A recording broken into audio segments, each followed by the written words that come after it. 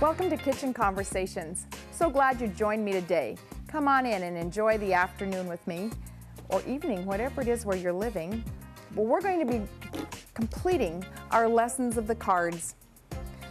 What kind of lessons can you learn from a simple deck of cards about the people you live with? Those that are easy to live with, and then there's some that aren't so easy to live with. This is the last in our 5-part series, and something very meaningful out of today. But I want to talk about how do you deal to the people?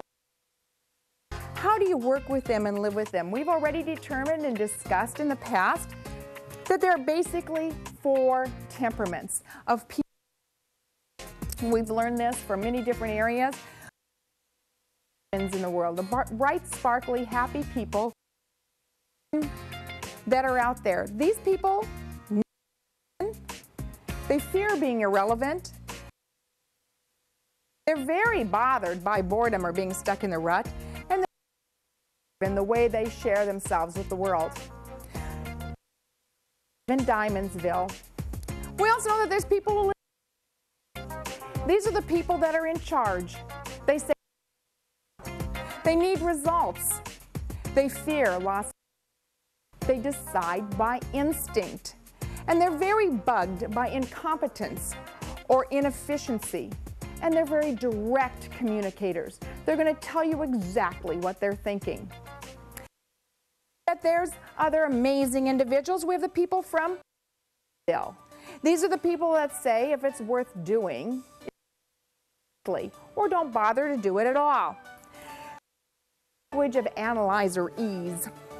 They live in spades, need order. They fear failure and looking foolish, and they really don't much like surprises. They make decisions by fact, and they're bugged by uncertainty and the unknown. And we have the people who live in Hartsville. These are the people who are multi-purpose. Their motto in life is, let's watch it a little while, go away. They need harmony. They fear not doing their duty. They decide by rules and they're bugged by incompetence and lack of respect, and they speak the language of diplomacy. They have diplomatic language. Now, if we go into these other cities that aren't our cities, and after that's online, and I'll tell you how to get there at the end of the show, you are predominantly. And as we've talked about before, you probably are one of these, so you speak a couple languages. But often you live with, might be married to, or work with, are not the same as you. They are different. So how do we best work together? How do you deal the cards to the other people in your life? Some things about going into the other lands, there's directional differences we can know here. We know that the people that are on this side of the chart, the Clubsville and Spadesville folks, speak the language of results, of work. They're the doers, get it done people. We know that the people over here in the reds part of the chart that are Diamondsville and Hartsville are the people that are more the watchers in the world. These people are more formal, don't like so many hugs. These people are very people. And like the warm communications, need action before the action. These people are task-oriented. These are people-oriented. If we go to the top of the chart, there's no particular order for this chart, by the way. The top of the introverted, outgoing, action-oriented people that have a very fast pace. Those on the lower half of the chart here are much more slower paced. Need time to think things through, more processed. Speak slower. So it depends on where you're moving, how you need to be. So let's talk to the other people in our team. Let's to the diamonds. If you have diamonds on your team, as you're dealing to them, Make sure you value their social skills. That's one of the biggest things they bring to your team and your family. You drive up to the gas pump and they jump out and can start talking to the attendant. Ask the person in the car next to them, where are you going today? Remember my daddy used to do that, and he used to just embarrass me to tears, and now I embarrass my children. It's kind of fun. Walking into Diamondsville, you need to let these people talk. They have words to say. They need to talk. In fact, you're not going to get anywhere with them until you listen to their entire story. And you need to know that another way to support them is to promote their creative ideas and activities. They're highly creative, and if you keep shutting them down with saying, no, that doesn't work here, no, those aren't the rules, you can't do that here, you've caused boredom. Now they're bugged, they feel stuck in a rut, and they're gone. Steer clear, though, when you're going to Diamondsville, of attacking their sensitivity. Steer clear of being unforgiving or ignoring them. Now, I know sometimes people in Spadesville think that people in Diamondsville are out there to do them in. It's not true. In Diamondsville, we don't think things through long enough to do anybody in. We just go with the feeling of the moment, instinctual. And steer clear of trying to control their schedules. How would you motivate them? Well, you're going to motivate your diamond by giving them freedom and recognition.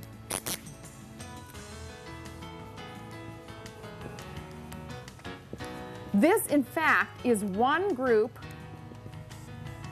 that really likes recognition. Some groups are embarrassed, but these really like recognition. They even like it recognized in a large group. At work, if you've got a diamond on your team and you need to speak diamond, be sure to be friendly and give them creative jobs. To enhance their comfort level on a team, it would be important to start with the small talk. Remember, they're on the talk side, the people side of the chart. To get their commitment, and they're a little hard. Remember, they're a little airheady, they volunteer, but that doesn't mean they really will show up. So clearly tell them what they will be doing. Clarify it, maybe help them write it in their book, follow through. To convince them to join your team or show them how good they will look. I know it sounds shallow, but diamonds, we need that.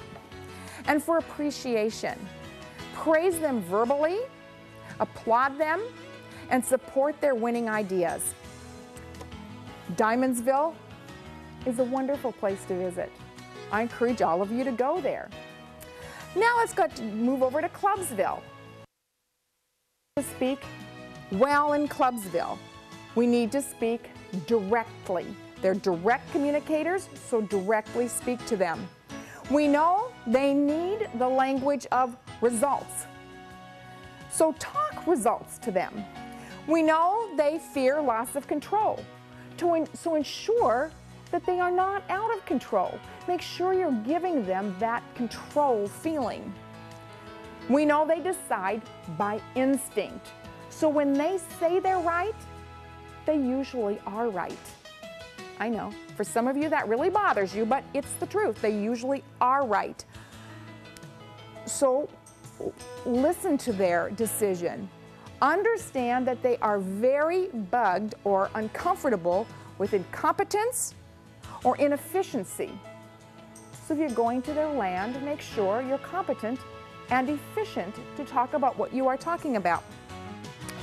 They are fast-paced. They like adventure and excitement, so bring that. Don't go in with a fun talk and just kind of bog down. Don't get real comfortable in their chair and try to have a conversation. These people are walking. You're going to probably have to speed up and walk beside them and use that direct language. Directs speak directly, and that's all they understand.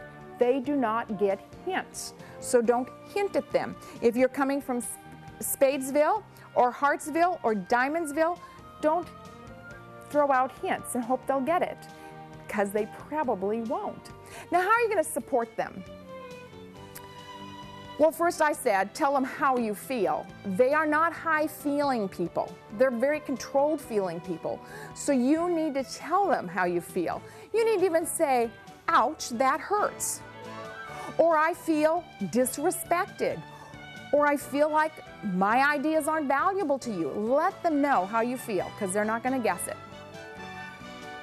Support them by being productive and efficient.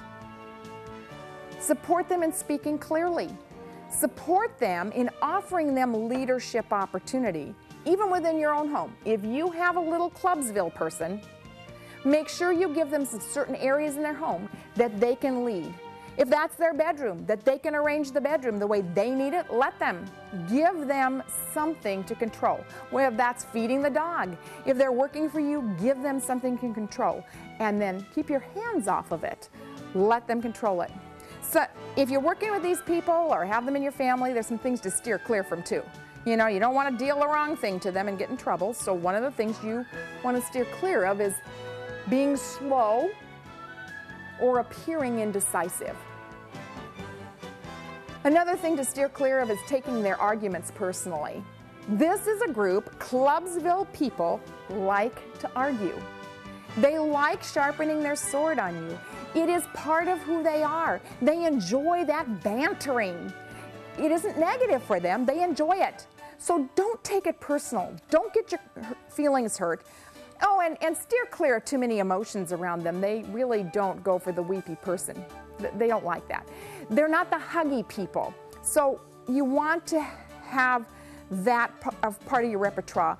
And you also want to make sure you ask them for their opinion. Because if they're sitting on your committee, they're sitting at your table, they're sitting in your back seat, they have an opinion. In fact, it was real cute one day. My son, who I told you lives over here in Hartsville and occasionally steps into Spadesville, and I have a daughter here in Diamondsville and Hartsville. This was just recently. My children are all over 20.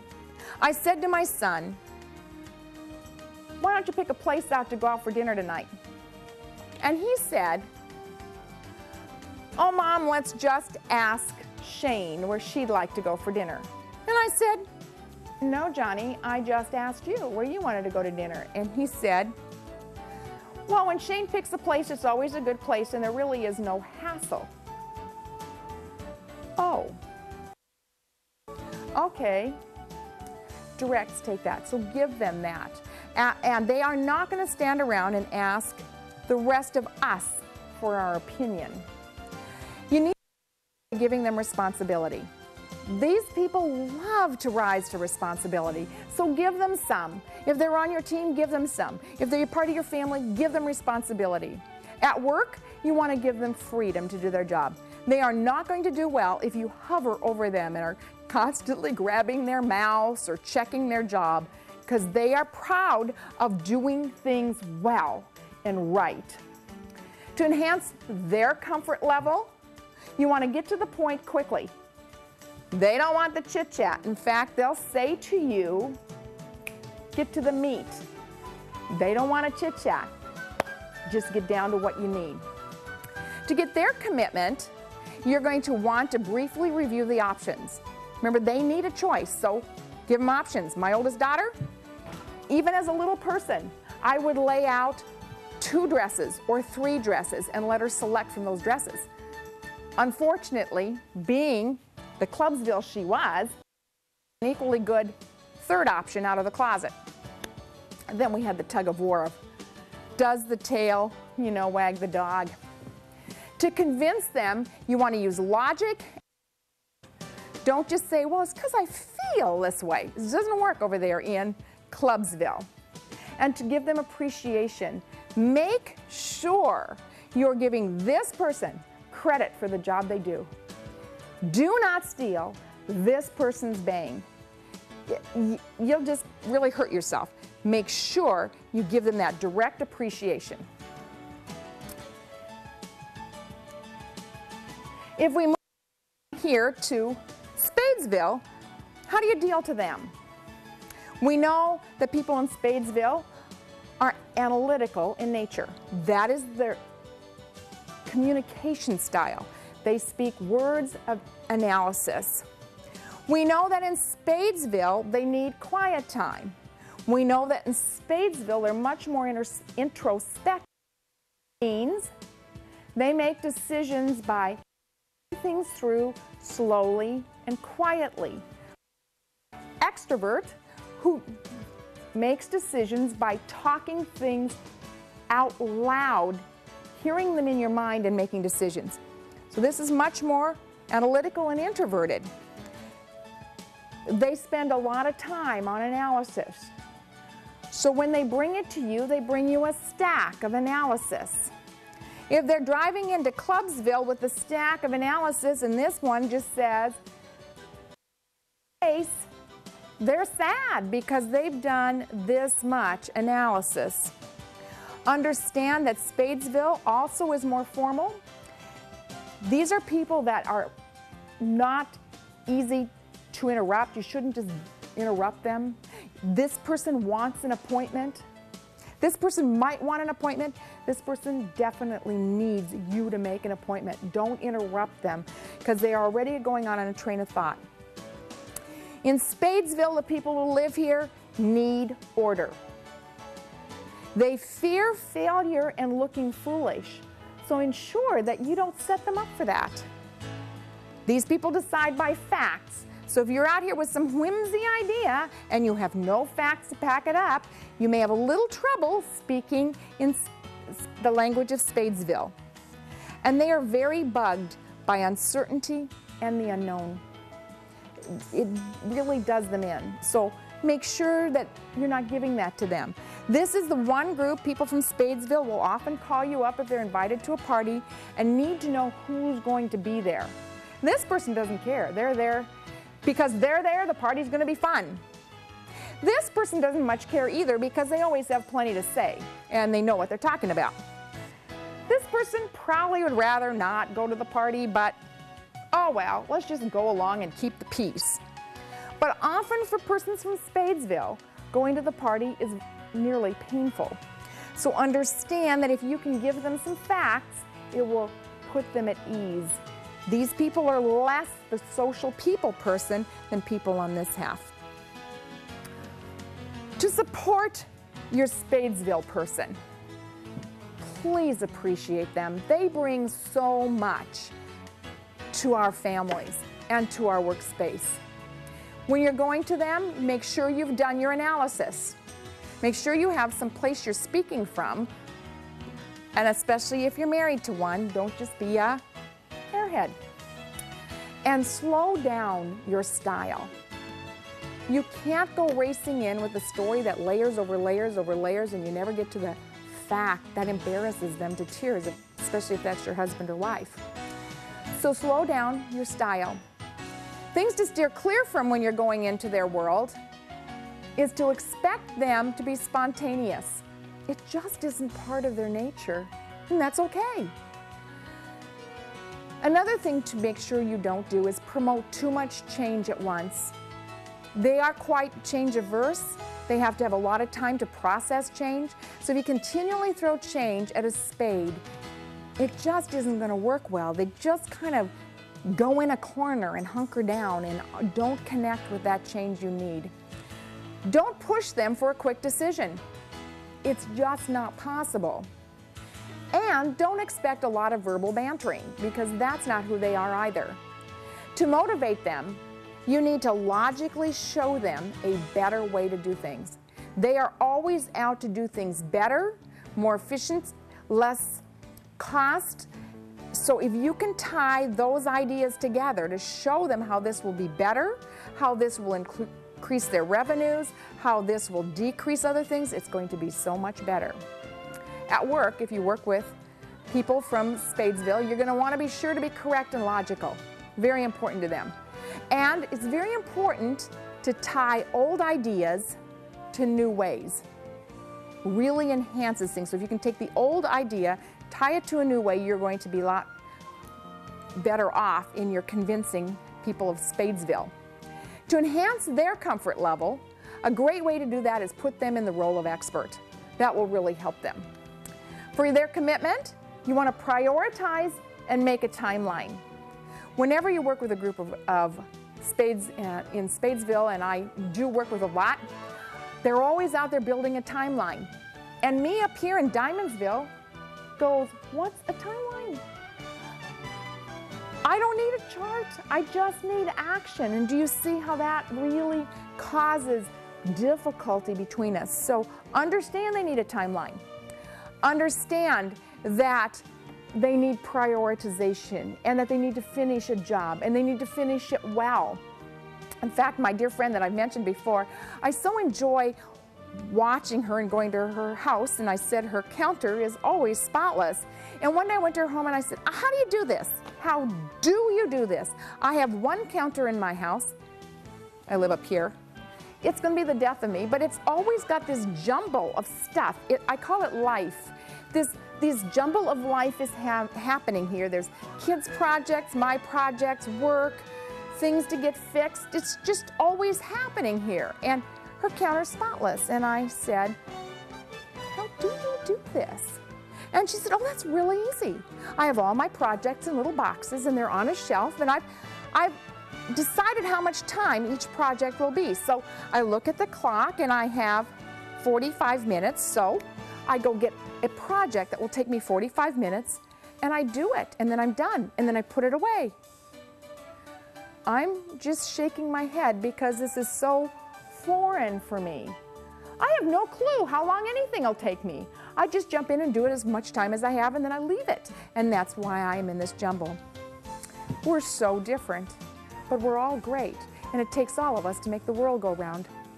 To get their commitment, as I said, you're going to prioritize and make a timeline to convince them to get on board with your project, to convince them to go along with your plan. You need to justify with logic and evidence. So make sure you have that, and to show them appreciation. You need to be reliable, you need to be consistent, and you need to give them quiet recognition. They really appreciate a well-written note. In fact, they probably keep them. This is a group that has kept their birthday cards, and they can tell you to the year what year you forgot their birthday card. This is a group that if you get a card from anybody coming out of Spadesville, that card was chosen particularly for you with the right words. They did not go and get one out of a box, okay? You know, the box of 100 that you buy and you just go, oh, well, it's Mary's birthday, so I'll just sign one. That's what I do up here in Diamondsville. If you look at any of your cards, you can tell you which friends have come from Spadesville, because the content of the card is perfect to the moment. They have that sensitivity. Okay, let's talk about going to Hartsville. How do you deal with them? Well, first of all, we know that if you're in Hartsville, you love the people portion of things, you love the connectedness, you probably thrive on the hugs, you're worrying about the people, and you like to watch work. We know you need harmony. It's a need. It's a need just like breathing is. We know that you fear not doing your duty. You decide by the rules and tradition, and you are really upset or bugged by impatience or lack of response. When you come up with a good idea and nobody ever speaks about it again, it's very discouraging. You speak the language of diplomacy. You're always careful because you don't want to hurt anybody. Now, there's some of these people who get hurt more than others, but you're very good at not hurting anybody. We'll make sure that they're all feeling good. Now, one of the things that we need to do to support our families and friends and colleagues who live in Hartsville is to speak that language of trustworthiness. Demonstrate it. Don't ever break their trust. It just will be destructive and you may not get it back. It's important to give them some options. And it's important to listen to them. They are the best listeners of this team. They'll spend hours listening to you. So please listen to them. And listening means not having your mind engaged with the answers. Listening means getting quiet inside yourself and listening. Not overlaying over the top of them, not layering your story on top of their story, not besting their story. Some things to steer clear from in Hartsville is by being insensitive and cruel and domineering and making your ideas seem like the best ideas. Do not, in Hartsville, force confrontation. They'll be gone. They just don't do confrontation. And please don't take away their dreams. If you want to motivate them by really showing sincerity, really being there for them. They are some of the most loyal friends you'll ever find. At work, it's important to listen. Slow down enough to hear them. Talk a little bit about family first. Remember the name of their pet. It's important. For comfort level, you know they have to have informal talk first before business. They're the people who come early to the meeting and sit around. They bring the cookies. They bring the brownies. They make sure everybody has a cup of coffee. They need that informal time. To get their commitment, you're going to want to detail their decision. To convince them, you're going to emphasize what the harmony this is going to bring to their team if we all do this together. And for appreciation, any kind of personal attention. They love it. Give them a little thing to the spa. Bring them a new mug. Bring them some candy. Just give them personal attention. As I kind of wind this down, I want to give you some final thoughts and a challenge. I want you to think of someone in your life, either that you work with or that you live with, who uses up a great deal of your energy and your time. You say things like, I am so exhausted every time I come home, or every time I have an encounter with that person. Chances are that person is functioning in a very different temperament than you are. They're probably diagonal to you, and therefore it would really be of service to you to learn a different language, to learn how to connect with them and communicate with them. I hope that we've learned some lessons from the cards. First of all, I hope that you've learned that there is no right way. There is no right way. There is no better card or better way than another one. It only matters that we respect one another, that we learn to speak each other's language, and that we appreciate this great, diverse world we live in. As I conclude today, I'm just so grateful. I hope you've learned some new lessons. I hope you're appreciating the people that are around you differently. And I hope that I have been able to share a simple tool with you that will revolutionize your life.